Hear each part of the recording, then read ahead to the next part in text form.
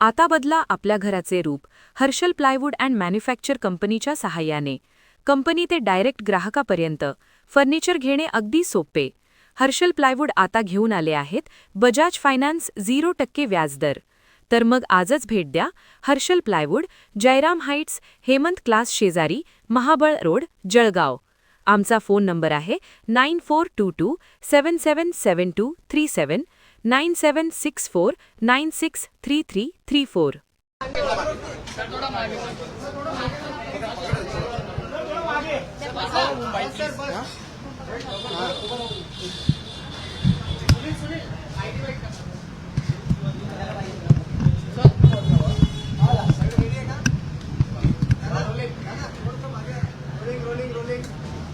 मागे बरोबर आहे.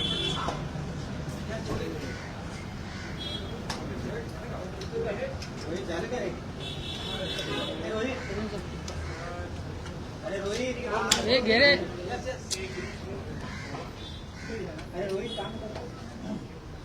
सामचा बुक पकड रे बाबा.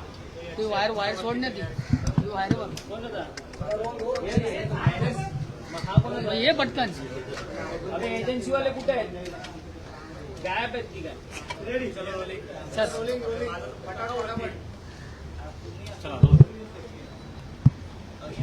हा बोला. आज अस्थि कलशाचं अजित पवारांच्या अस्थि कलशाचं पूजन करण्यात आलं. अशा पद्धतीने सगळ्या पुढचं अस्थि कलशाच्या पूजनाचा जिल्हा स्तरावर आम्ही संपूर्ण अस्थि कलश काल पुण्यावरनं बारामतीवरनं या ठिकाणी मुंबईला आलेले आहेत. प्रत्येक जिल्ह्यामध्ये अस्थि कलश आम्ही या ठिकाणी राष्ट्रवादी काँग्रेस पार्टीच्या कार्यालयामध्ये ठेवणार आहोत अंत्यदर्शनासाठी आणि त्यानंतर विधिवत त्यांची आम्ही या ठिकाणी विसर्जन करणार आहोत त्या नद्यांमध्ये त्या जिल्ह्यांच्या मुख्य नद्यांमध्ये.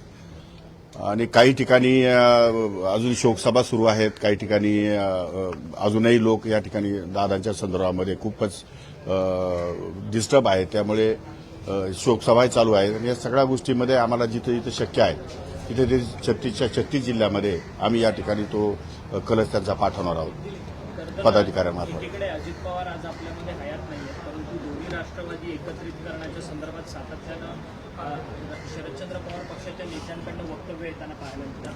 आताच तुम्ही मला एक समजत नाही, मीडिया वारंवार मर्जर ह्या गोष्टीवर का चर्चा करते किंवा विरोधक या ठिकाणी किंवा अजून कोणीही मीडियासमोर येऊन मर्जरवर का चर्चा करतं. मर्जर हा विषय त्यांचा कौटुंबिक प्रश्न आहे. कौटुंबिक प्रश्नामध्ये वहिनीशी आमचं कोणाचंही बोलणं झालेलं नाही. मर्जरमध्ये काय अटीशर्ती झाल्या त्याची चर्चा आम्हाला माहीत नाही.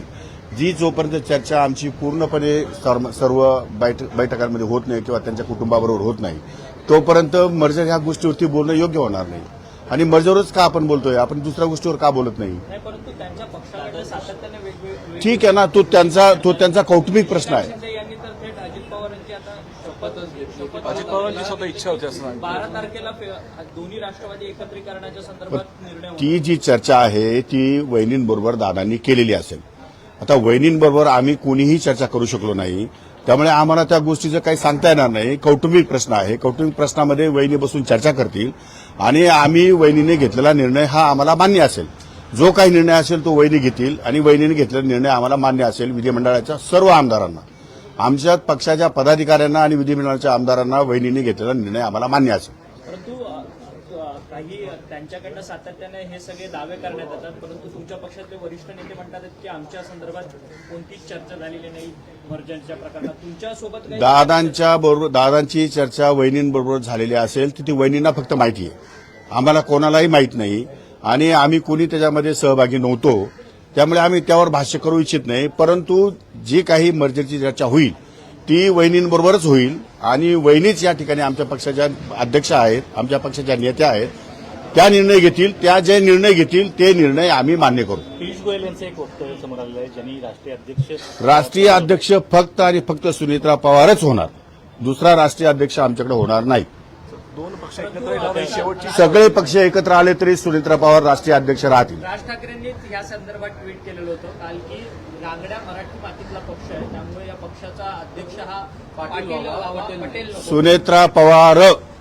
सुनेत्रा पवार सोडून वहिनी सोडून दुसरा अध्यक्ष होणार नाही. तुम्ही सह्या वगैरे केलेल्या आहेत का? सह्या करो किंवा ना करो, आमची युनॅनिमसली सर्व पक्षाच्या लोकांचा निर्णय झालेला आहे की उत्तराधिकारी सुनेत्रा वहिनी असतील, सुनेत्रा पवार असतील आणि त्या राष्ट्रीय अध्यक्ष असतील, त्या उपमुख्यमंत्री असतील, त्या विधिमंडळ पक्षाच्या नेत्या असतील आणि राष्ट्रवादी काँग्रेस पक्षाच्या सर्व सुनेत्रा पवार वहिनीच असतील, यात शंका नाही. थँक्यू.